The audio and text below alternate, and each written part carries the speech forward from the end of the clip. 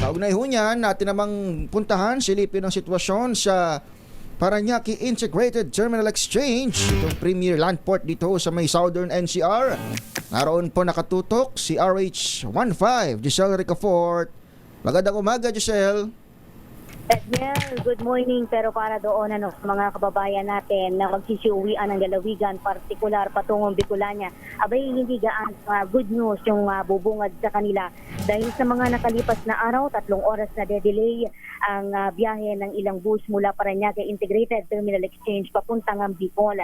Kabilang dyan yung ilang biyahe nitong Filtranco na ayon sa dispatcher na si Mark Ela, resulta ng malalang trapiko na nararanasan sa ilang rutang daraanan.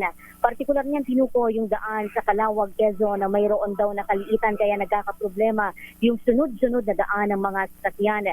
Pero sa mga ganyan daw na pagkakataon, nagbabato naman daw yung mga bus line ng impormasyon sa pamunuan ng PITX mula sa ground upang maimpormahan din sa delay na biyahe yung iba nating kababayan na uuwi sa Kabikulan.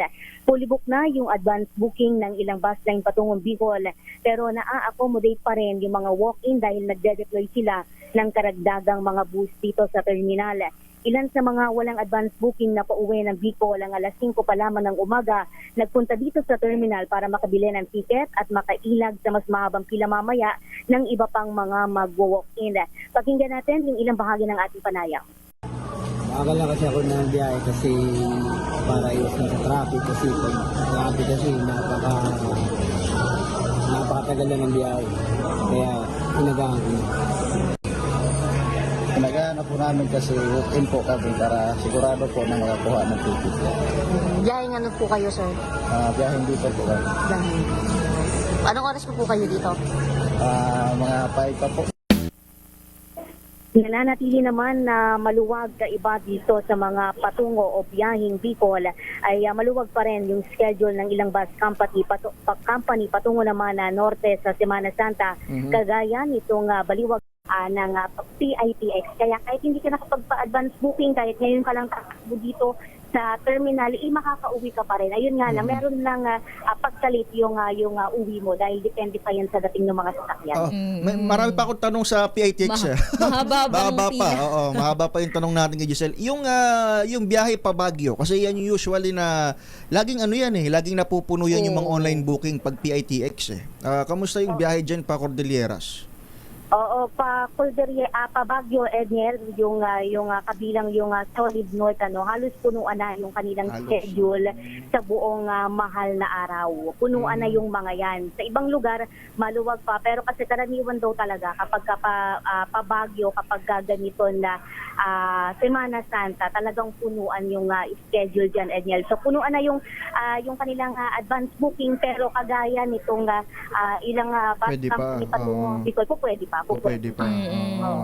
Giselle, kamusta naman dyan sa obserbasyon mo yung priority lane? Nasusunod ba yung mga pila dyan para sa PWD, pregnant at senior citizen?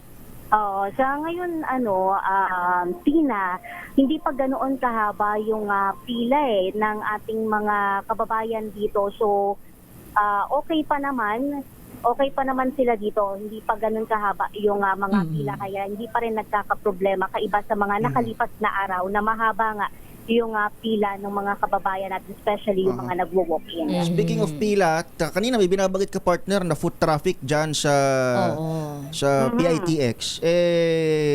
Kamusta na pa yung projection ng PITX terminal? Kung nasunod na ba, umabot na ba sila sa peak hours o peak days to kanilang biyahe? Kasi ang binabanggit last week, itong PITX at saka dyan sa area sa Cubao, sa Quezon City, Sabado, Linggo, yung inaasahang dagsa ng mga tao. Naabutan na ba ng PITX yung peak na inaasahang pasahero ngayong very, very long weekend na susunod? Ang binabanggit, Edniel, ay Miyerkules Santo hanggang Biyernes Wednesday Santo, aasahan yung pinaka-peak ng mga pasahero dito. 2.5 milyon na mga mananaka yung inaasahan na daraan dito sa PITX. Pero araw-araw palaging nababasag yung record ng mga nakalipas na araw ng foot traffic na naitatala nga dito sa terminal.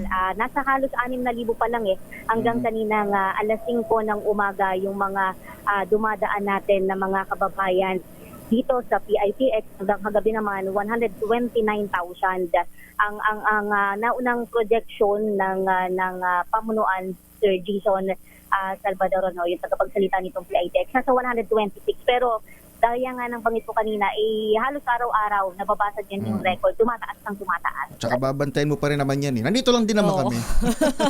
Maraming salamat, Giselle. Thank you, Ednelito, si Giselle Ricaport para sa DZRH. Una sa Pilipinas, una sa Pilipino.